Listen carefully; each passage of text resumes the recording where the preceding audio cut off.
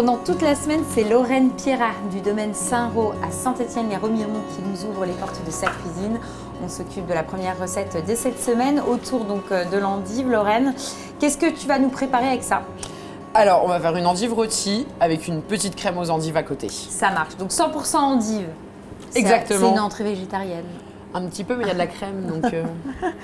Donc tu les coupes en deux. Je les coupe en deux, je vais retirer ici, tu vois, la partie là. Ouais, pas complètement parce qu'il faut qu'elle se tienne entière. D'accord. Parce que tu vas le voir pour la suite de la recette, on a besoin de garder une partie de l'endive, mais je vais ôter quand même une partie du cœur. Oui, parce que ça, c'est ce qui croque un peu et qui n'est pas très... Et qui est aussi un peu amer, parfois. Donc, pour éviter qu'il y ait trop d'amertume, même si en travaillant l'endive, c'est ce qu'on va rechercher, l'amertume, mais on va retirer cette partie-là. Bon, après, tu vas quand même la casser, cette amertume, notamment en caramélisant et en apportant de la crème avec de la rondeur. Voilà, ça va la... Exactement, ça va être le but de la caramélisation aussi, c'est de casser l'amertume et d'apporter un petit côté sucré qui verra à la fin, tu vas voir, c'est surprenant. Puis ce qui est sympa, je trouve, dans la recette, c'est le fait de le garder en entier, bah, tu vois le légume, quoi. C'est ça. Tu le vois, c'est visuel en plus, une endive. Je suis contente que tu le dises parce qu'il y a plein de gens qui se rendent pas compte qu'une endive, c'est beau. Bah, c'est vrai, en plus, tu as les différentes strates, c'est plutôt esthétique. Tu auras un côté finalement caramélisé par personne et le reste, on va l'utiliser en soupe. Pour... T'as tout compris. Donc tu prends, finalement, tu comptes une endive par personne. D'accord. La moitié qui va être servie entière dans l'assiette caramélisée, l'autre moitié qui va servir à ta soupe. Donc là, on part sur un caramel sec. Oui, donc tu vas mettre... Juste du sucre dans un premier temps, voilà. Et on va laisser doucement fondre ce sucre jusqu'à ce qu'il prenne un peu de coloration. Ouais, une légère coloration parce que c'est pareil, dès que c'est trop foncé, ça peut avoir de l'amertume, mais là pour le coup, c'est pas du tout ce qu'on cherche. Alors c'est pas le but là, c'est la douceur, exactement. Donc on le voit là, ils font assez vite, hein, ça va aller très rapidement. Alors le caramel, c'est toujours un peu fourbe, hein. On évite de faire autre chose en même temps parce que là il va bien, on va se retourner 30 secondes et puis il va être brûlé. Donc on n'attend pas forcément que tout soit fondu. D'accord. Là on voit que le caramel il est blondi. Hop, tu positionnes tes endives. Voilà. Tranquillement. Alors, on évite de jeter les endives dans la casserole pour ne pas prendre d'éclat de caramel. D'accord. Et alors, tu vas toutes les caraméliser. Donc, en fait, tu vas tout apporter une petite touche de sucre, même à se velouter, crémer. Exactement. On contrebalancera ensuite, de toute façon, avec la crème, le sel, le beurre. Tu vas réajuster ton assaisonnement quoi, pour avoir de l'équilibre. Donc là, je rajoute un peu de beurre, une fois que ça a bien pris le caramel, pour déjà éviter que ça brûle, et puis commencer tout de suite à donner un peu de gourmandise. Donc tu vois, je mets des petites parcelles comme ça. Ici et là, pour nourrir toutes tes endives. Exactement. Et tu vas le voir, alors on va pas les retourner, on les laisse à l'unilatéral, mais tu vois, on va vraiment retrouver joliment les strates de l'endive dans le caramel. C'est ce qu'on recherche aussi, hein, le visuel en faisant ça. Ouais, on est sur une recette qui est très visuelle pour le coup. Voilà. Voilà, alors là, on voit que ça commence à colorer sur les bords. D'accord. Et donc cette là, fois, j'ai pas de risque à mettre mon sel, j'en mets une bonne pincée. Du gros sel, comme ça, il a le temps de fondre un petit peu, de continuer la caramélisation. Donc là, on va la laisser encore un peu cuire pour qu'elle, voilà, vraiment qu'elle continue et de caraméliser, mais surtout de cuire. On va en débarrasser quelques-unes pour vraiment garder l'aspect endive. Et les autres, on les utilise pour la version, je dirais, un peu veloutée qu'on va crémer. On va la crémer. Crémer, mixer. Et puis beurrer, encore une fois, un petit peu. Dresser. Et on va dresser. Et manger. Et manger. Il serait temps.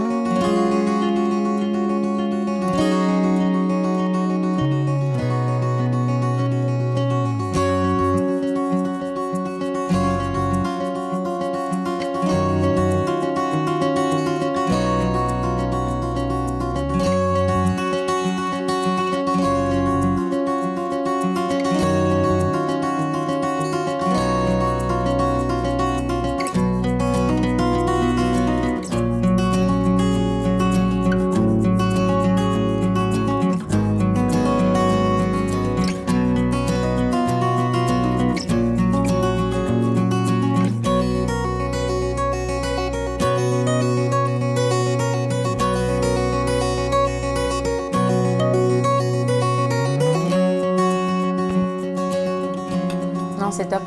C'est top parce qu'en fait, on est vraiment sur une... Bah déjà, moi, j'adore les recettes où on a un seul produit qu'on décline en 2 ou 3 versions. Et tu as la touche d'amertume, mais qui est vachement adoucie par le petit velouté, là. C'est ça. Puis le côté caramélisé. Et c'est beau, c'est bon, et surtout, c'est rapide et facile. Donc, c'est parfait. C'est le but. Ah, c'est top. Prochaine recette, Lorraine, ça sera quoi? Prochaine recette, on va faire un œuf, on va le cuire 2 fois. D'accord. Donc Lorraine, tu nous coupes du minster, c'est pour quoi faire? C'est pour faire la sauce qui va accompagner notre œuf en 2 cuissons. D'accord, ok. Donc œuf de cuisson. Je préfère que voilà, on va pas tout de suite révéler. On va le faire au fil de la recette. Je trouve ça sympa, hein? Voilà, on va pas en dire plus tout de suite. On va laisser un petit peu de suspense. Deviner, suspense. Donc là, on coupe notre minster et puis tout de suite, on lance la sauce. Exactement, parce que finalement, c'est le plus long de la recette. Donc, d'accord. 3 morceaux de minster comme ça. Que tu vas faire fondre. Dans la casserole, à fondre avec un peu de crème. Oui, ça c'est bon. Puis après, tu vas laisser fondre. Voilà. Tu remixeras quand même un petit coup? Oui, on va le mixer parce que là, en plus, j'ai pas ôté la peau, que c'est vraiment un bon goût. Et là, on laisse cuire la sauce minster. Combien de temps à peu près tu penses? Jusqu'à ce que le minster il soit fondu. Pas trop longtemps non plus. C'est relativement rapide quand même. Voilà, et si tu cuis trop longtemps, la crème elle réduit. Et t'as une sauce qui va être trop épaisse, qui peut accrocher au fond. Donc on la surveille. On la surveille, cette sauce-là. Donc là, c'est bon. Ensuite, donc on va s'occuper de nos œufs. On va se servir de fuseau lorrain. On reste sur une empreinte assez locale, comme on a utilisé du minster au début, on va utiliser du fuseau ensuite. On a les œufs et on a des petits moules. D'accord. Que tu as tapissé avec du film alimentaire. Exactement, tout simplement. Donc, au fond de chacun de ces moules, c'est surtout pour éviter, prendre aucun risque pour que ça accroche, je vais mettre vraiment une goutte d'huile. D'accord. Mais tu vois, c'est vraiment la micro-goutte. Hein. D'accord. Je te laisse en faire en même temps que moi si tu veux. On les tapisse. Voilà, on les tapisse avec notre fuseau lorrain. La première rondelle au fond. Et les autres, tu vois, je viens bien remettre dessus. D'accord. L'idée, c'est de les positionner et que ça colmate, on va dire ça comme ça. Exactement, c'est que ce soit étanche, entre guillemets. Ouais. Donc tu vois, je rechevauche à chaque fois la tranche. Donc là, bon, t'es parti sur fuseau lorrain pour avoir vraiment cette dimension locale. Mais l'idée, c'est de partir en tout cas sur quelque chose de fumé, échine. Alors ça marche super bien avec l'échine aussi. Je l'ai fait plusieurs fois avec de l'échine. Chorizo. Chorizo aussi pour donner un côté un peu plus, on va dire, voyage à la recette. Ça te va comme ça? C'est parfait. Mais dis donc, tu le fais presque mieux que moi. Je vais t'embaucher. Hein.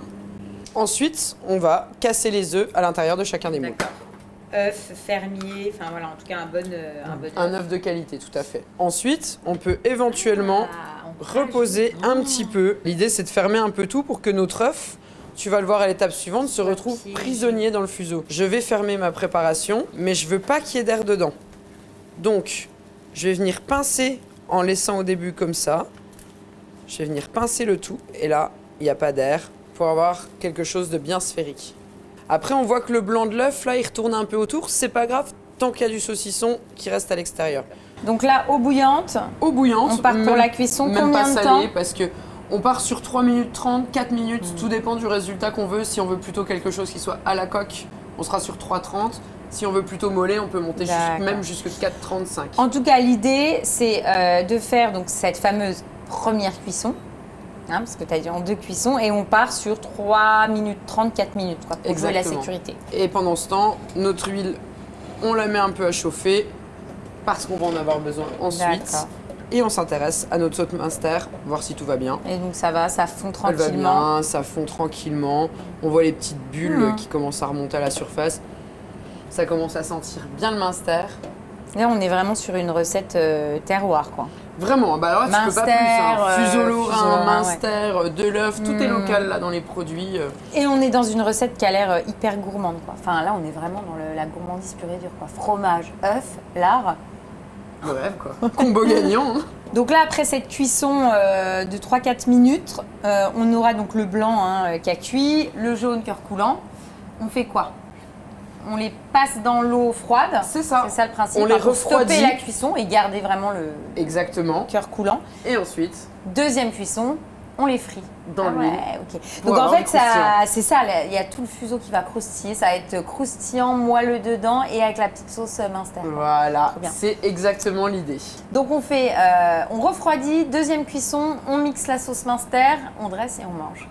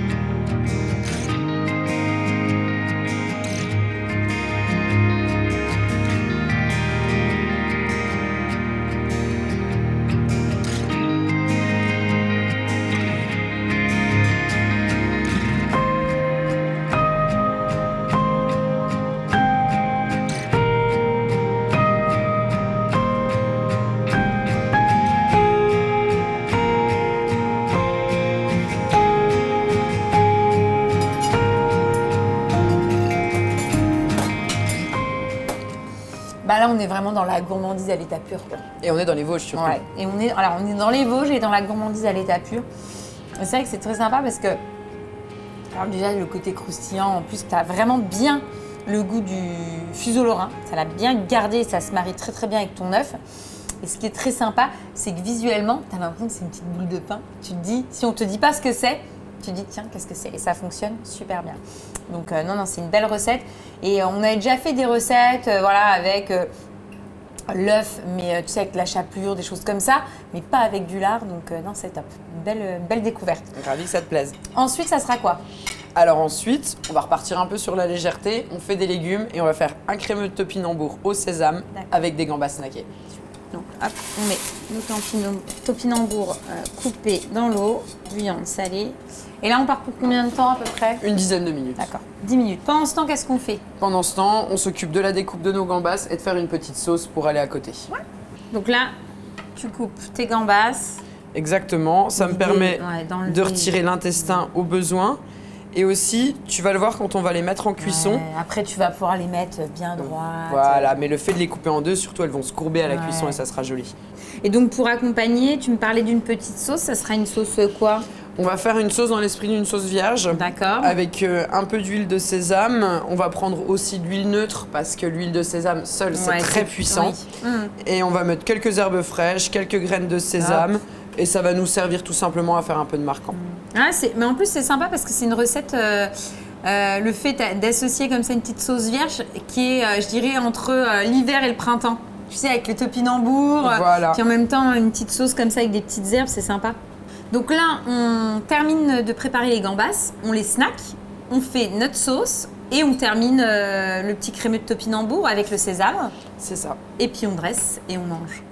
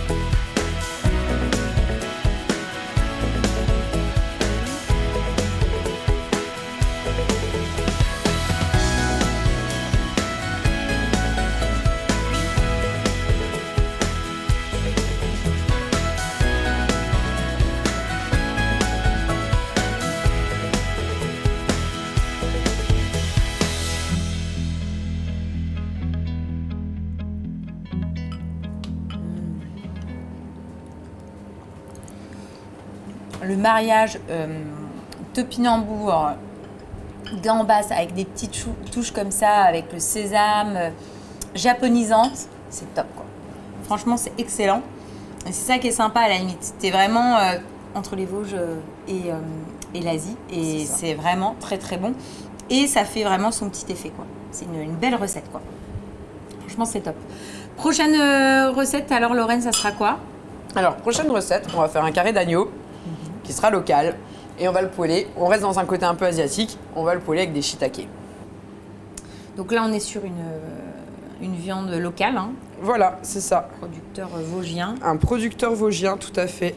Donc là, tu l'as là, j'ai gardé préparé, que la partie qui m'intéressait. Voilà, j'ai sorti la tête des os, la jointure. On a de quoi faire le carré. Oui. Portionné comme ça. On va mettre à la portion dans l'assiette. D'accord. Et à cette étape-là, on n'a plus qu'à mettre en cuisson et à s'occuper des garnitures. On va rien faire de plus que ça. On va le servir debout et le cuire. Donc là, on passe en cuisson tout de suite? Exactement. Donc là, tu mets un petit peu de matière grasse sur ta plaque. Voilà. Voilà, l'idée, c'est de prendre en tout cas un support pour marquer ta viande. Exactement. Une poêle, ça fonctionne. Une poêle fonctionne tout à fait. Et on commence par la partie grasse. parce que c'est ce qui va donner le grillé. Donc, tu vas essayer de booster. Voilà. Donc l'idée c'est d'avoir une belle coloration et après tu termineras la cuisson. Enfin, tu vas tout cuire comme ça ou non, tu vas finir après ta cuisson? On va le finir au four. D'accord. Donc gros sel. Voilà, gros sel. Un petit peu d'herbe. Un petit peu d'herbe.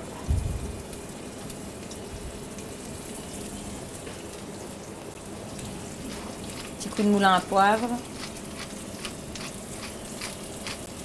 Voilà. On pourra éventuellement... Donc là, tu coupes ton oignon. Là, je cisèle un oignon, c'est juste pour aller le mettre dans mes shiitake. Bon, là, tu es parti sur un accompagnement avec un champignon. Mais si tu me conseilles des petits légumes pour accompagner, ça serait quoi? Ah, souvent, on peut mettre les petits pois, des petites pommes de terre. Voilà, le shiitake, j'aime bien parce que ça fait un clin d'œil, mais c'est vrai que l'agneau, sinon, pommes de terre, petits pois, des légumes du style. Parce qu'en gros, de toute façon, l'agneau, on le mange plutôt fin mars, début avril, quoi. C'est La plutôt. saisonnalité, on est dans ces eaux-là, quoi. C'est plutôt ça.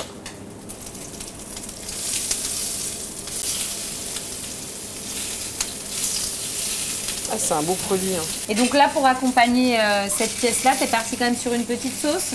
On a une petite sauce fond de viande, hein, donc qui est faite avec les os, de la découpe, un peu de garniture aromatique. Comme c'est très lent en cuisson, j'en ai préparé avant. Ça marche. Donc là, on va poursuivre la cuisson au four. Voilà. À combien, pendant combien de temps? Là, j'ai envie d'une cuisson qui soit rapide, donc j'ai mis mon four à 210 degrés. D'accord. Et on va vraiment cuire ça 5-10 minutes maximum. Oui, parce qu'on est sur vraiment quelque chose qui doit être rosé à cœur. Exactement. Et comme on est sur de la petite pièce, on ne peut pas partir trop longtemps en cuisson.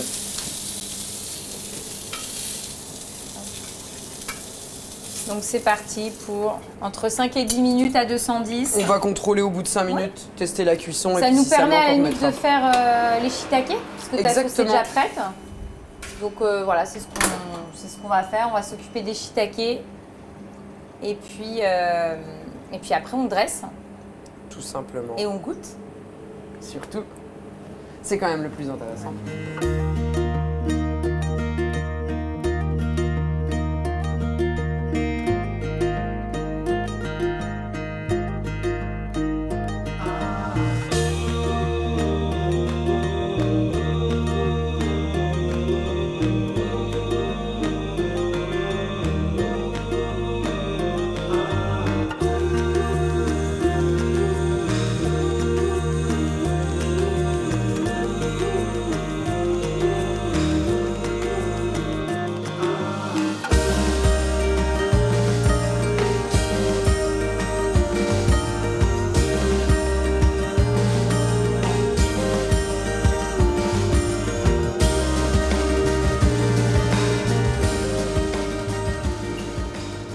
L'agneau est à tomber.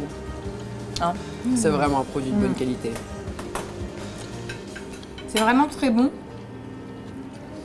Ça, c'est sympa parce que le petit goût aillé du shiitake se marie très très bien avec l'agneau. C'est vrai que souvent on le mange en persillade, donc Ouais. ça s'y prête aussi pour ça. C'est très très bon. Donc voilà, on est sur un très très beau produit local qui est cuisiné finalement simplement, mais comme il faut, avec saisie puis cuisson tranquillement au four. Rosé à cœur avec des petits shiitake. Non, c'est top. Et effectivement, je retiens l'idée, petit pois à la française associé avec ça. C'est top, ça rajoute en plus de la couleur. Donc, ça donne des idées pour le repas de Pâques. On termine avec un dessert, Lorraine? On termine avec un dessert et on va faire une poire pochée à la vanille. Et ensuite, on va la garnir avec une crème montée et la dresser sur un petit biscuit. Donc j'ai fait un sirop avec 1 litre d'eau, 300 g de sucre et 2 gousses de vanille. Quelle variété de poire? C'est important ou pas vraiment? Alors oui, il faut de la poire de cuisson, donc de la comice, de la conférence D'accord. ou de la rocha. Des poires qui sont plutôt à chair Ouais, ferme qui se de base, tiennent. qui se tiennent à la cuisson exactement. Celle-ci, c'est une comice, elle est bien ronde. D'accord. Et Bien donc large, tu la elle a une cuis belle forme. entièrement. Je la dans ton cuis sirop. entièrement dans le sirop. T'as rajouté un petit peu de citron pour éviter que ça noircisse, c'est Voilà, exactement. Et puis donner un petit peu de peps, un petit peu d'acidité au tout. Cette poire-là qui est cuite et refroidie parce qu'il faut la faire la veille, qu'elle passe au moins une nuit au D'accord, frigo. ouais. C'est pour ça qu'on l'a fait avant. On va maintenant la creuser, ça? D'accord. la poser sur un biscuit financier qui est Oui. fait avec du beurre noisette, de la poudre d'amande, du blanc d'œuf, D'accord. de la farine et des zestes de citron. Financier classique. Enfin voilà. Biscuit financier D'accord. classique. Et on va le garnir avec la crème. avec la Ça crème marche. vanille. Bah, donc on procède tout de suite au montage, dressage de l'assiette. Exactement. Quoi. Hein, donc tu vas prendre ta poire, Voilà, donc tu vas la couper en deux. déjà. C'est quoi l'intérêt de la cuire comme ça entièrement? La garder entière pour la Elle va forme garder et tous maîtriser ses un peu goûts. mieux la cuisson. D'accord. Oui, en plus, ça évite qu'elle parte effectivement en compote, quoi. Exactement. Donc là, tu... J'ôte déjà le bas Oui. pour qu'elle tienne debout en fait, là, tout D'accord. simplement. Mhm. C'est pas plus compliqué. Et des poires comme ça se garde combien de temps dans le sirop? Oh bah là, tu peux les garder presque une semaine sans aucun oui. problème. Mais tu vas voir que c'est tellement bon que généralement ça reste pas une semaine dans le frigo. Ensuite, je vais couper le haut de ma poire, qu'on imagine finalement un peu comme un couvercle, D'accord. sur les trois. Et tu les as laissés... En fait, tu prends ton sirop, tu le fais chauffer. Après, tu le verses sur les poires et tu laisses tirer... Alors, je les fais cuire dedans, Ah 20 oui, ok. minutes. Et Ok, après, 20 je minutes. laisse refroidir D'accord. dedans. Là, je vais prendre un emporte-pièce Ah, pour pour aller, comme je retirer te le disais, cœur. creuser le centre de ma poire. D'accord, ça te permet de retirer. Un premier passage d'un côté. Je la reprends dans l'autre sens. D'accord. Un deuxième passage de l'autre côté. Et hop, t'as plus qu'à retirer. Et hop, je vide le centre de ma poire. D'accord. Ah, c'est top. Et tu vas le garnir, j'imagine, avec ta crème fouettée à la vanille. Avec ma crème fouettée à la vanille posée sur mon biscuit. Ouais, super. Ouais, donc on est vraiment dans une recette de dessert. Tu prépares tout en amont, tu dresses au dernier moment, quoi. Alors normalement, en fait, dans la crème, nous, pour qu'elle se tienne en place quand on fait cette recette, parce que sinon tu fais une crème fouettée et elle retombe aussitôt, on rajoute un peu de mascarpone. Ah oui. Oui, pour lui donner un peu de corps et au moins t'es sûr qu'elle va pas tomber, quoi. C'est ça, elle se maintient mieux. Ou du Philadelphia. Tu vois, méthode un peu cheesecake, quoi. Donc on va dresser le financier, hein, le gâteau. Ensuite, tu mets tes petites poires au centre.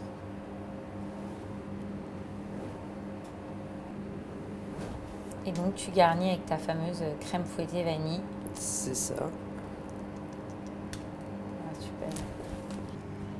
C'est esthétique et il y a tout de suite la notion de gourmandise. Ensuite, ça prend du sens.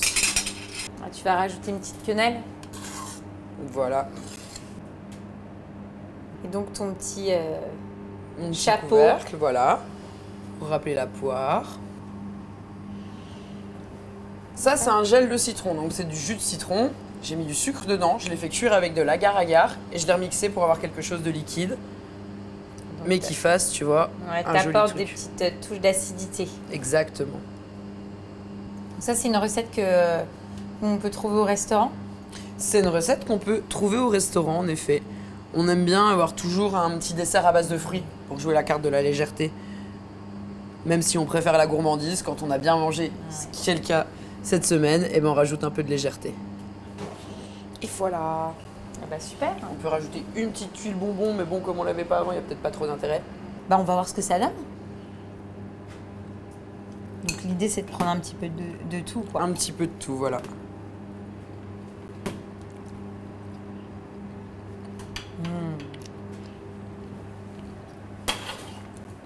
J'en fais tomber mon couteau. La poire est vraiment excellente. Et alors, tu as rajouté un petit... alors, je sais pas comment tu vas dire. Un petit gel au citron. Ouais, le gel au citron. Donc, le mariage entre la poire pochée et le citron, c'est top. Et le financier et la crème sont là vraiment pour apporter le côté, je dirais, gourmand au dessert. Donc, voilà, on est sur une recette qui est simple, rapide. Comme tout ce que tu nous as proposé d'ailleurs cette semaine. C'était top, donc on reviendra comme chaque année, Lorraine. On aime Avec bien grand venir te plaisir. rendre visite parce qu'on rit beaucoup avec Lorraine.